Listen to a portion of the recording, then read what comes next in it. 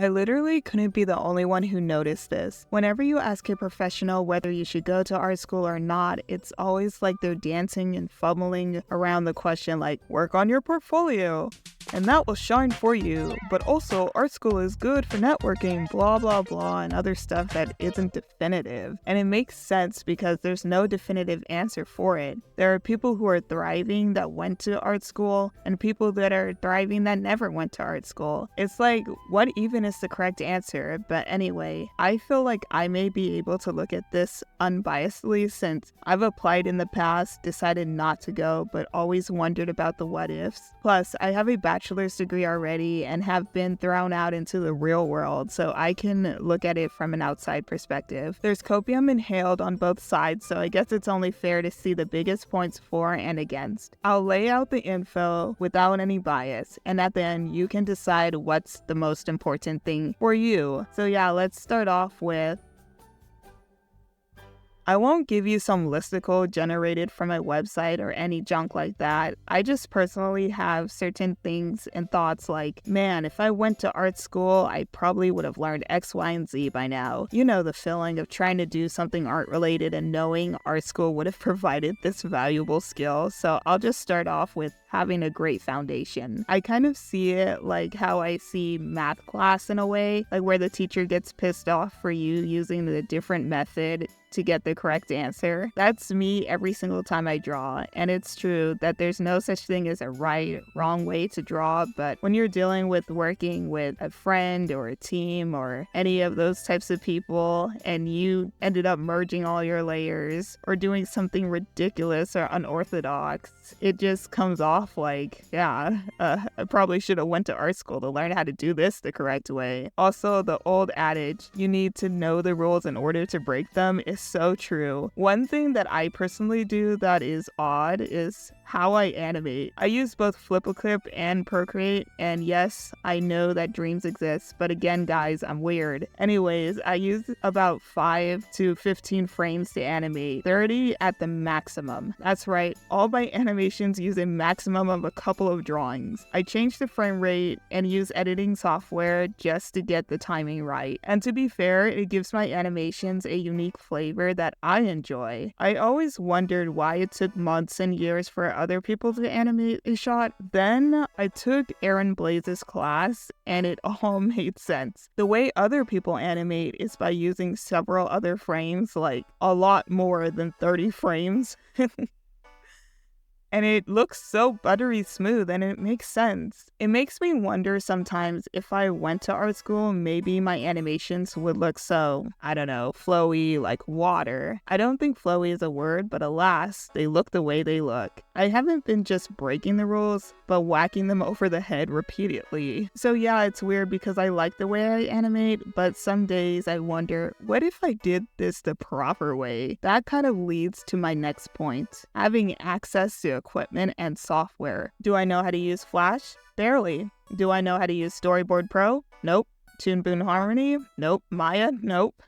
And there's so much more software I just never had access to. I mean, the sentiment is like, oh, you can just go online and learn. But I feel like that's not tackling the real hurdle. Like, honestly, what student has $585 a year lying around for Storyboard Pro or $1,875 a year for Maya? I surely didn't, so I never bothered to touch any of these programs. And these programs are considered quite important. I'm sure students can get discounts or whatever, but not every program offers that. An environment like art school could have gotten me access to these programs really early on, but I didn't go, so I guess I'll never know. I feel like eventually I'll learn these programs, but honestly, I don't know how. And please don't tell me to go sailing the high seas. Arg. I've already abandoned that life, matey, thank you. And of course, here is the number one reason that everyone loves to bring up. the sole reason everyone says to go to art school, and that is networking. The process of using someone to get a job or something. That's not the actual definition, but it might as well be for some people. But yeah, side note real quick, you can network without going to art school. We have access to the internet, and pretty much you can attend any event with professionals in it, like film festivals, art shows, galleries, animation conventions, and video game panels. They all exist, and you can network and find a career out of it. But there is a certain form of networking I see that comes specifically from art schools that I notice. Like some fresh graduates getting jobs with no internships or getting internships without other internships. It's interesting, really. I never applied to any online form and materialized a job or internship from that, and there are theories that it's all rigged from the start. I don't believe it, but it does make me wonder. The best way I can describe networking is if it was some bogus gacha game, like a virtual vending machine where you kind of have more coins to put into the machine. Since you have more coins, you have a higher chance of winning, but the odds of failing aren't completely out of the question. While if you don't go to art school, you still have some coins to get what you want, but the odds are lower. Okay, just realizing that kind of just sounds like a gambling machine, but yeah, it's pretty much gambling, right? I think this whole analogy is confusing. I'm just trying to say that art school is pay to win, while not going to art school is playing the game as pure as possible. So yes, a fair amount of luck and chance is involved. Hate to say it, but not every art school kid gets their career goals. But utilizing the resources they have, it puts them at a higher advantage. And this doesn't even take into account the location of the school, but anyways, when someone uses their art school to get their full advantage, it seems like they can snatch up those internships fairly quickly compared to those who didn't go to art school. But then again, absolutely nothing is guaranteed. If you think art school alone means you're automatically getting a job, my friend, that will be the most expensive mistake of your entire life. You yourself need to put in the additional effort. But enough of that. It's time to play devil's advocate.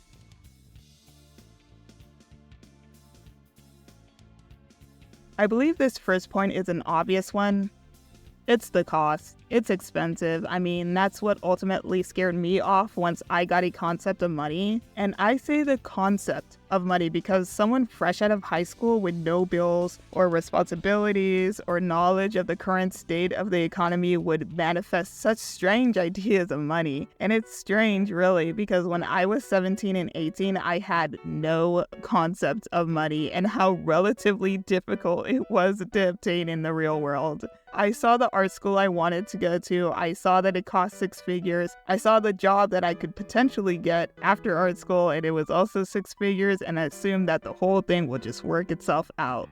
I didn't conceptualize that what a student loan was at the time, but for anyone confused, I really want to take time to explain it. Take time past loan bad, A student loan is considered a good debt by most people's standards. It's for educational purposes and it's an investment for yourself. It is permanent, meaning you cannot declare bankruptcy for it. A process that sticks with you for your entire life. I mean, talk about loyalty. You want someone loyal? Your student loans will be loyal to you. Oh, what was that? You'll just pay it back? Well, good luck. It includes interest every single day. Oh, what's that? What's interest? In a utopia, it doesn't exist, but since we all live in hell, I guess we have to deal with it. So let me explain it to you. So here's the little baby loan I took out for state school. Yeah, the one I wanted to use that art contest to pay a portion of. If you don't know what I'm talking about, go watch this. But anyway, the principal amount I borrowed was $7,500 at an interest rate of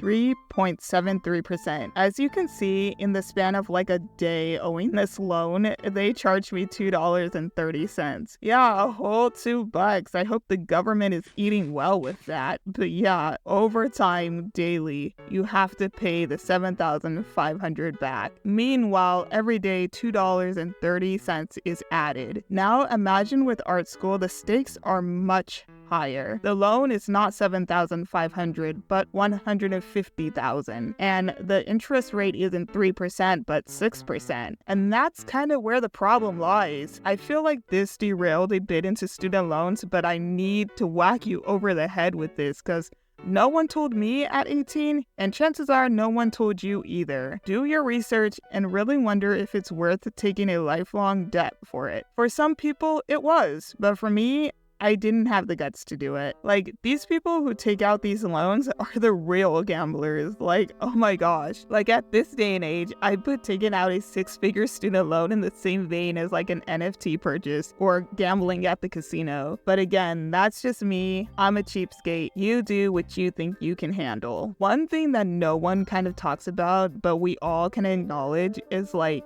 not every class is a class that you want to take. I didn't go to art school, but I went to state school and took some lower division art classes. I can assure you that some of these classes I hated, but it was required. For example, my oil painting class and like my 3D animation class. Y'all have to see these for yourself. Oh my God, bro. Oh, hell no, man. What the...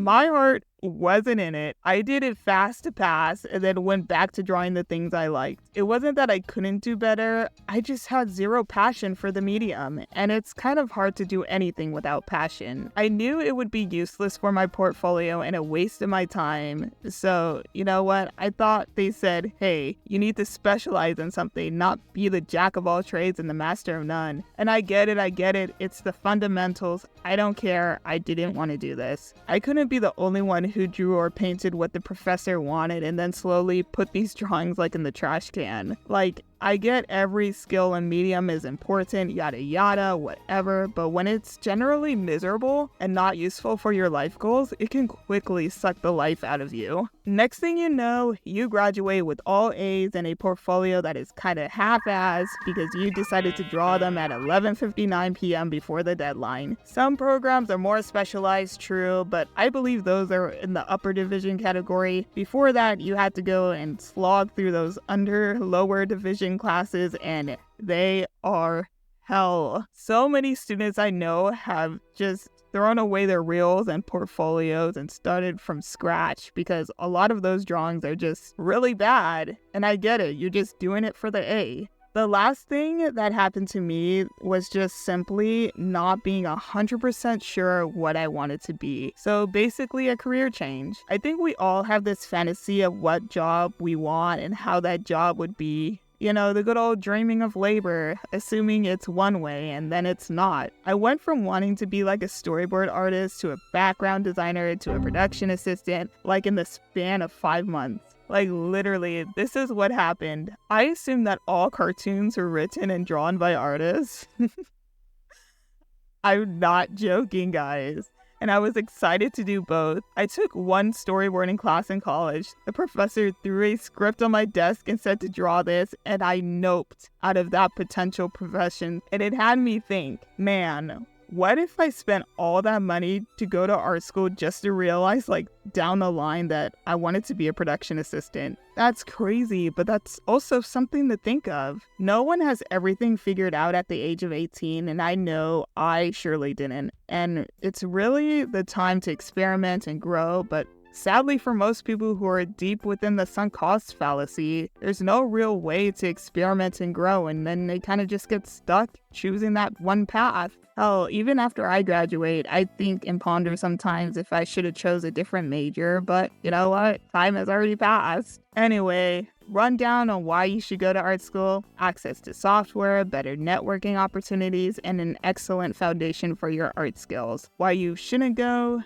the cost, wasting your creativity on art that you hate for a grade, and career goals may change over time. I'll keep these on the screen because now I kind of see why art professionals are like, you know, dancing around the question. There's no real right or wrong answer. Some days I'm glad I didn't go to art school when someone starts complaining about student loan debt, but other days I wish I did go, and it's mainly stemming from when I don't know how to do something and draw something, or don't know how to use a certain immersion program. But yeah, I'm mostly drawing from my experience and what I think is important to get out of art school and what could be left out, you know? So yeah, this video is basically over. I'm just really passionate about that time in middle adolescence when you have everything figured out and nothing figured out and fall flat in your face every single time you attempt to do anything adult. I mean, guys, I even wrote a book kind of delving into it with some of the characters having to deal with the same things I'm talking in this video about and the different paths that people take. For example, this character expected her career to be one way and it ended up being nothing like she expected.